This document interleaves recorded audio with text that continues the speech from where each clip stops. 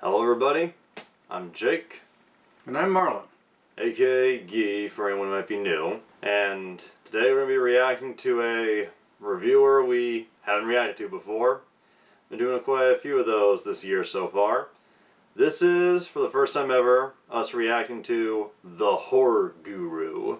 You may remember back in October we reacted to Count Jacula, who is not really that active in the movie reviewer world these days, but his roommate and best friend, the Horror Guru, still is, and occasionally Jacula cameos in his work. Today we're going to be reacting to the Horror Guru's 2013 review of the controversial and actually pretty good 1980s slasher film, Silent Night, Deadly Night. A horror film set at Christmas that really shook a lot of over-concerned parents. You ready? I'm ready. Let's do this. Season's greetings, fellow gorehounds, and welcome back to the second annual blood-splattered Christmas special.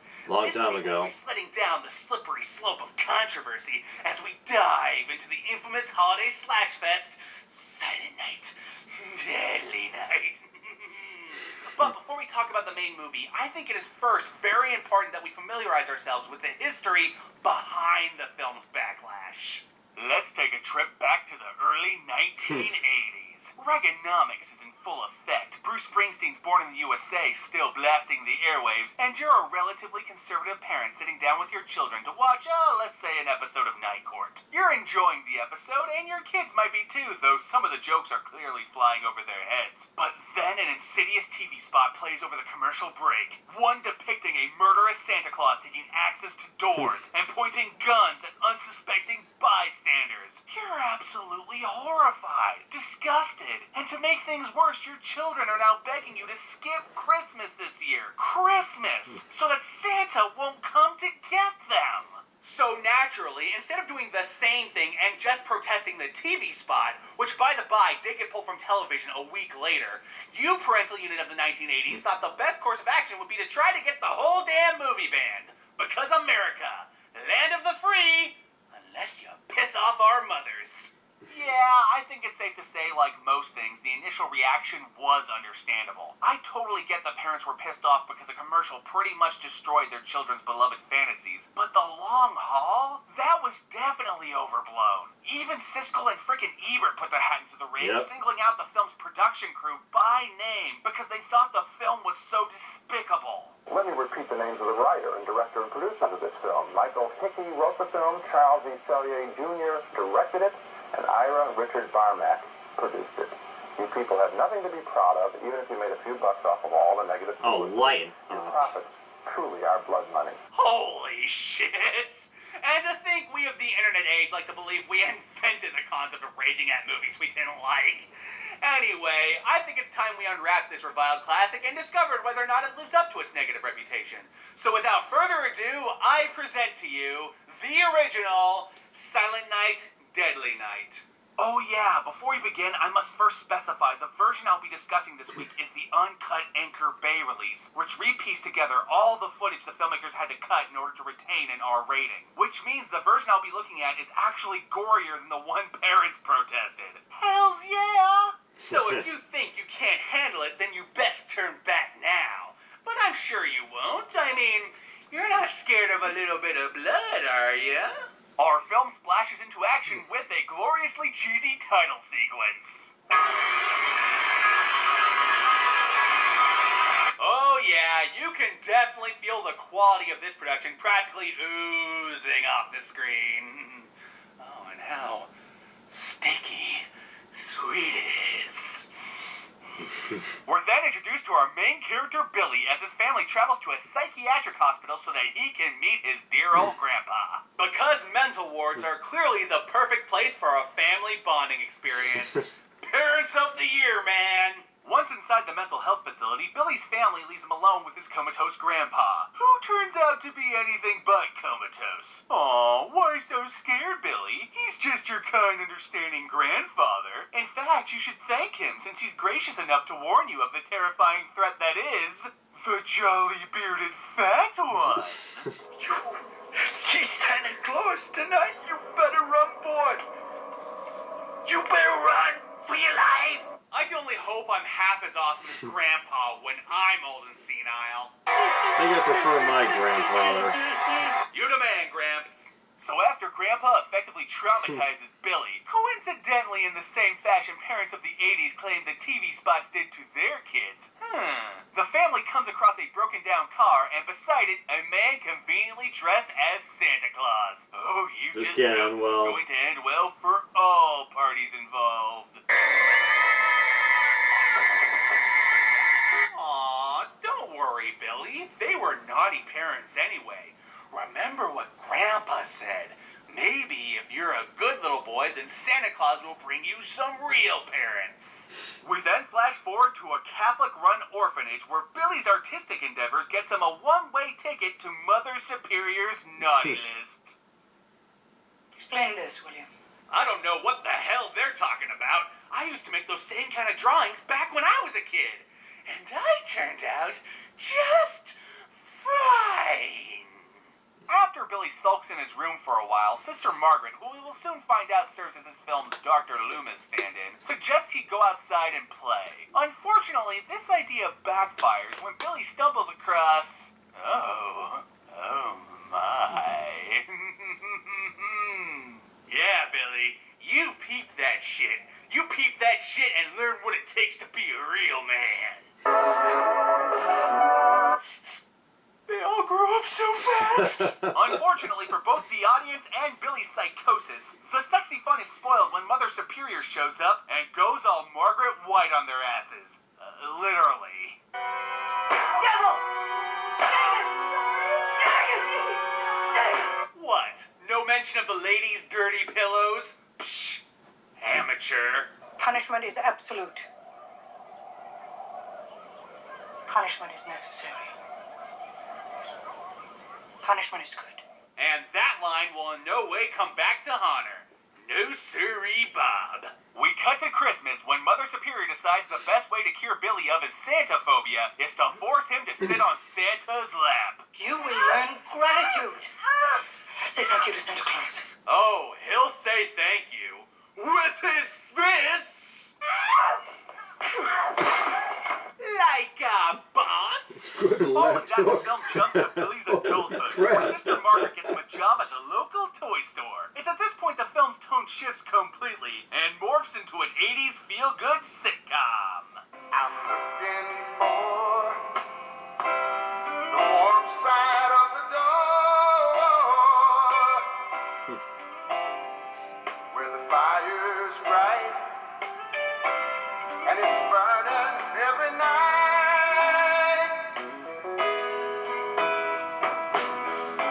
Everybody will be there, and they'll be smiling at me, and I won't need no more on the warm side of the door. While Billy deals with his late-blooming sexuality, the store managers informed their Santa Claus broke his hip and therefore can't come into work. This, of course, leads to the absolutely genius idea of putting Billy in the suit. Take a closer look at yourself in the mirror, Billy. And just remember, be jolly. Oh, he'll be jolly. With his axe!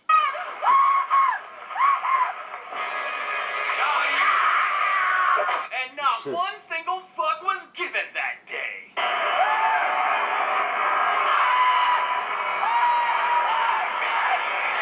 Needless to say, wearing the Santa suit drives Billy a little bit nuts, but the straw that breaks the psychological camel's back is when he discovers a fellow employee raping the girl he just so happens to be interested in. This, of course, causes all the repressed memories to come flooding back in.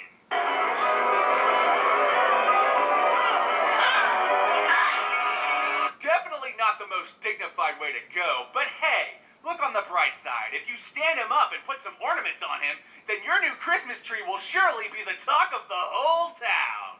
Billy promptly sets his sights on the girl, and if you're thinking he's going to let her go just because she gets his dick hard, you've got another thing coming.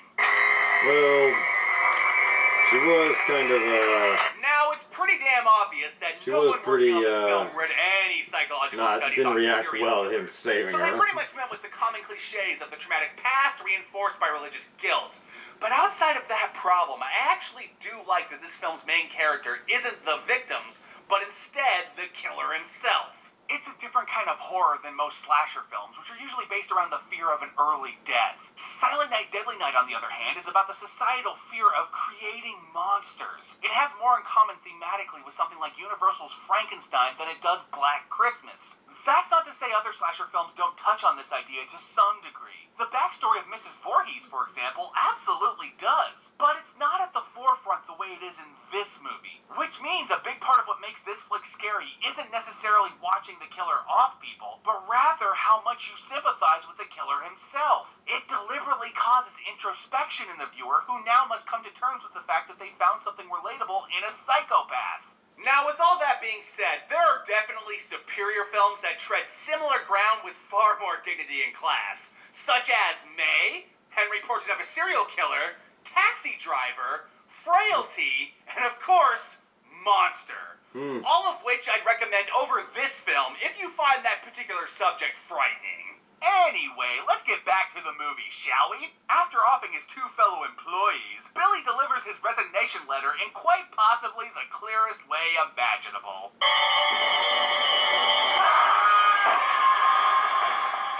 Well, he sure hammered his point home.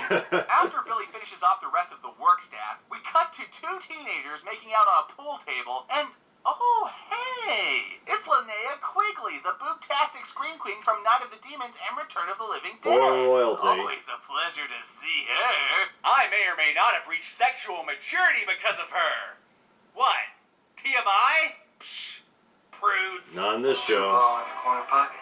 Two ball in the corner pocket, eh? How about two antlers in your girlfriend's stomach, motherfucker?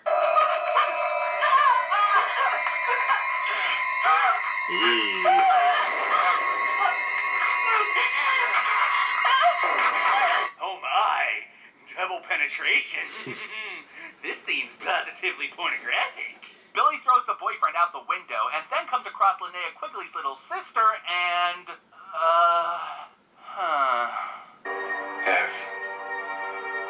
Have you been good? Or have you been naughty? I'm not the only one getting rapey vibes here, am I?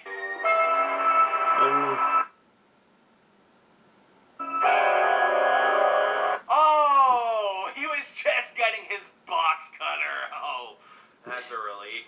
Anyway, carry on. Elsewhere, Sister Margaret discovers Billy's gone off the deep end, so she teams up with the local sheriff to stop him, but they're constantly one step behind. So, they decide the best course of action would be to figure out where he ultimately plans to take his murdering spree, which leads them to the only logical conclusion: the orphanage.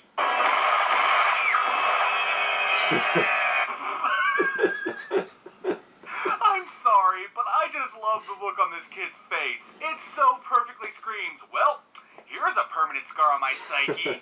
My favorite part, though, the Santa Claus he took out, it wasn't Billy. My God. It's Father O'Brien.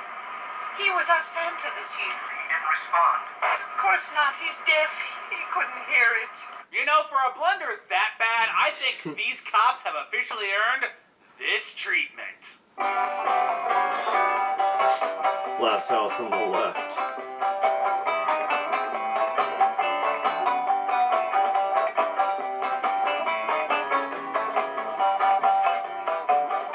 Oh, that's right.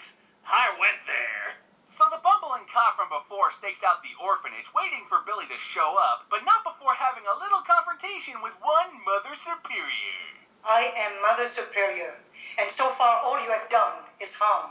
Technically, the same could be said about you, Mother Superior. Yeah. But you know what they say about glass houses. Oh, too late.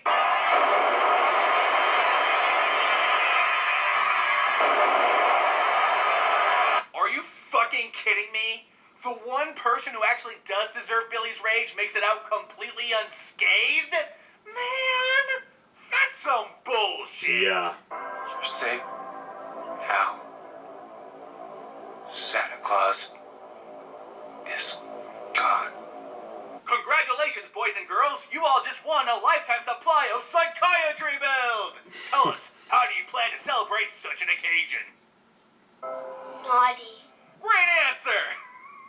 Anyway, that was Silent Night, Deadly Night, and yeah, it's got some problems. As I implied before, this film's psychological depth reaches about as far as Rob Zombie's Halloween. I wouldn't go that which far. Which is why I only recommend viewing it as a piece of cheesy entertainment. The kills are a lot of fun, and there's some amazingly over-the-top performances here that are bound to have you rolling in the aisles. And as far as the controversy goes, this film definitely did not deserve the scathing treatment it got. It's harmless. And as one who did seek it out at a very young age, I really don't get what kids freaked out about. Though I recognize that my personal experience does not necessarily negate that of others. So to some degree, I agree with what Lillian Chauvin, the actress who played Mother Superior, had to say regarding the film's publicity. That it might have been better off if they marketed the film on Billy's psychosis rather than the Santa Claus aspect.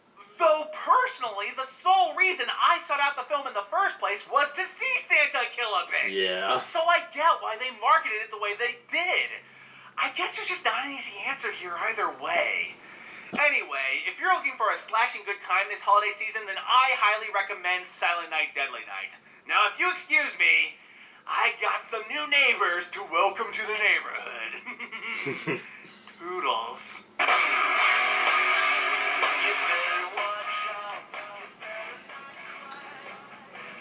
I love how gleefully psychotic he plays his character. Yes, he's very enthusiastic about it. He makes a lot of good film comments. He also does a lot of decent jokes. The comment about the Christmas tree by the hanging guy, that worked out a little lame, but other than that, he was right on. Yeah. There's a clip here at the end. Mm-hmm.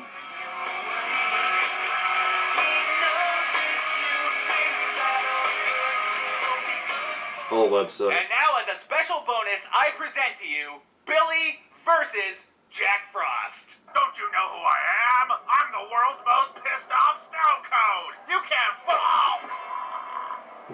Best damn movie ever, man. That's a fun clip.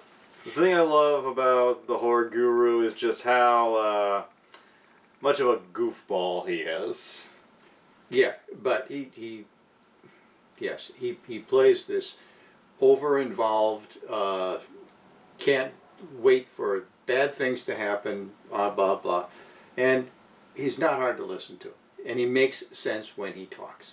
Yeah, when he gets into the trivia backstory, he relays it pretty well. And the guy's real name is Josh Langwin, I believe. He plays this character very well. He's been doing this many years now, as you can tell by this being from 2013. Mm-hmm. He doesn't put out a scripted review that often, but he puts out way more than Count Jacula does these days. Yeah, the Count's gone to a different kind of production, right? Yeah, streaming. Josh, he puts out a scripted review about... He's been putting out about 2 to 4 in the past year, I believe. Mm-hmm. And he's still got it. He's still a lot of fun. Has same amount of silly but enjoyable humor. Some reviews he gets a little more raunchy than others, which I like. I like raunchy humor, but I was considering showing you his review of the 1974 horror film Black Christmas, which is from the director of A Christmas Story before. But I watched that a while back, and I kind of realized the humor in that review, which gets a little gross at times, may not have been your thing, but I thought this review would be a good one to react to. Tell me, my question is this the crossover movie that puts Santa Claus in the horror genre as a participant, a horror perpetrator? I think there was a movie or two before this, maybe Christmas Evil. Mm-hmm. But no, I don't believe this was the first. And also keep in mind, it's not Santa killing people. It's a psychotic convenience store robber and a traumatized young man. Well, I got that, but as far as the Santa character that all kids would, you know, Yeah. most kids in a suburban or an urban neighborhood would go sit on Santa's lap, and then the myth about, well, he's going to come in the middle of the night to your house. This is, you know, that's Yeah, this is probably the film that traumatized people. Oh no, I wouldn't say that. Just it's the film that started. Parents were aware, afraid that it would. Yeah, and I do think Silent Night, Deadly Night is a good film. It's definitely not for the youngins, but it's a really good horror film. I don't agree with the Guru in the sense that it's that cheesy. There are a few silly moments, but for the most part, I think Silent Night, Deadly Night is a pretty solid film. It creates one of the most sympathetic slasher killers I've ever seen. Mm-hmm. I do, yeah. I was going to say, you know, they had a lot of gratuitous breasts apparently in it. That was just part of it. Just kept continuing, or at least if I listening to his portrayal of it and in what he showed here, that was a fact. That just gets a little cheesy after a while. I mean, there's a place for nudity, but this was just gratuitous. Well, I'm all for the exploitation, but what I was gonna say was I do agree the ending kind of sucks. It has a great cliffhanger moment with the little brother of Billy going naughty, but they completely fucked that up with Silent Night, Deadly Night Part 2. Which And had nothing to do with this one. I thought it was a nice touch that they were so afraid of Billy playing Santa Claus and going to the orchard, they didn't even really check on the priest. Just lit him up. that is a twisted but kind of funny moment.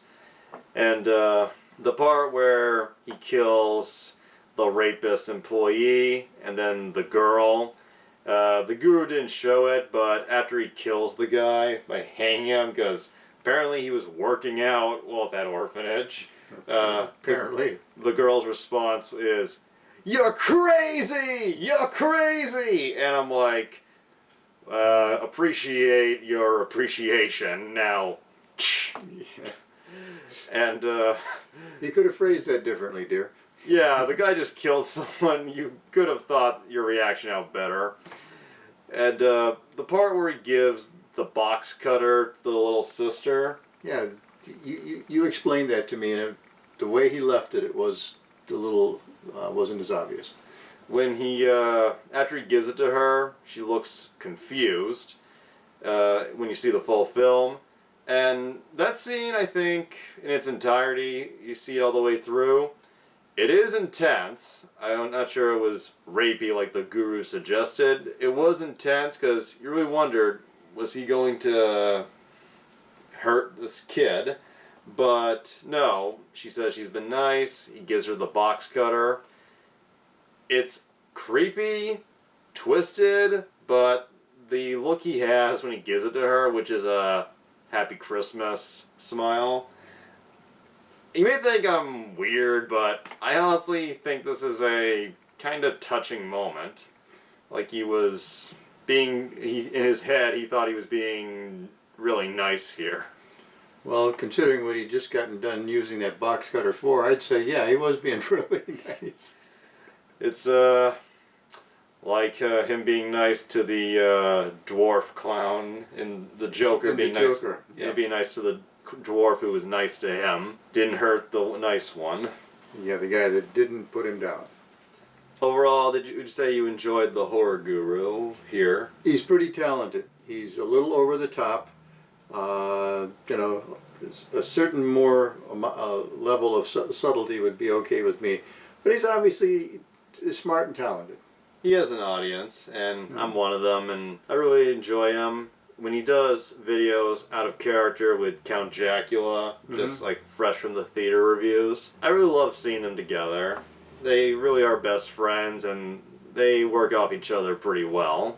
Like I said, he still makes reviews, not that often, but when he does, they're well worth the wait. He's kind of like JonTron in that sense. Okay. Yeah, and I'm pretty sure everybody watching is already a fan of his, but if you aren't that familiar, I say give him a watch. Just go in knowing that he is going to be a little over the top and a little crass, but And enthusiastic. yeah, but all in the fun way. And like last time, happy December, y'all.